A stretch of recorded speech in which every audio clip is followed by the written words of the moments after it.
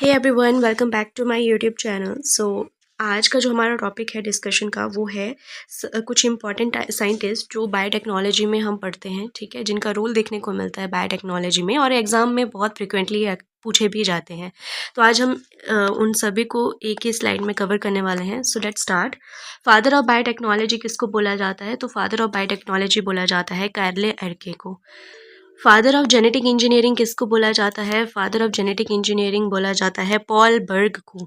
First rDNA किसने construct किया था? रिकम्बिनेंट डीएनए बनाया किसने था पहला? तो वो थे Boyer and Cohen. Discovery of restriction endonuclease किसने करी थी? तो अरहर नाथन एंड हैमिल्टन स्मिथ। इन्होंने किसकी डिस्कवरी करी थी? रिस्ट्रिक्शन एंडोन्यूक्लियस की डिस्कवरी करी थी। फर्स्ट रिस्ट्रिक्शन एंडोन्यूक्लियस बनाया कौन सा था? वो था हिंड 2।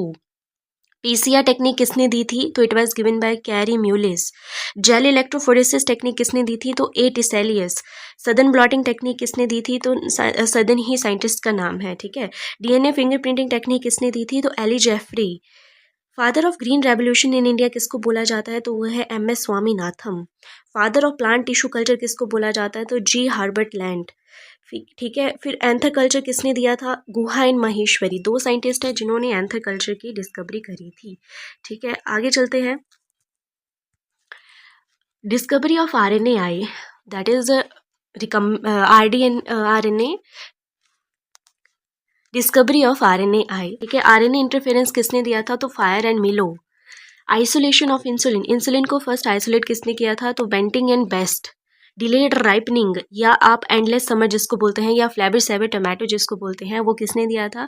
डिलेड राइपनिंग का कॉन्सेप्ट दिया था मैक ग्रेगर ने दिया था, ठीक है। सुपरबग किसको बोला जाता है? सुपरबग, हाँ, बोला किसको जाता है? तो वो होता है सुडोमोनास पिटिडा। और इसकी डिस्कवरी किसने करी थी? तो वो है आनंद मोहन चक्रवर्ती, ठीक है। ऑयल स्पिलिंग बैक्टीरिया भी इसको बोला जाता है, जो ऑयल को खाता है, ठीक है। इसके बाद आते हैं फर्स्ट ट्रांसजेनिक एनिमल जिसको सुपर माउस भी बोला जाता है। इसकी डिस्कवरी किसने करी थी? तो ब्रिंस्टर एंड पालमिंस्टर ने करी थी।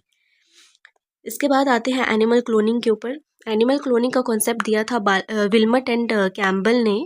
और जो बनाया था एनिमल क्लोनिंग से शिप बनाई थी जिसका नाम क्या रखा था? डॉली शिप रखा था।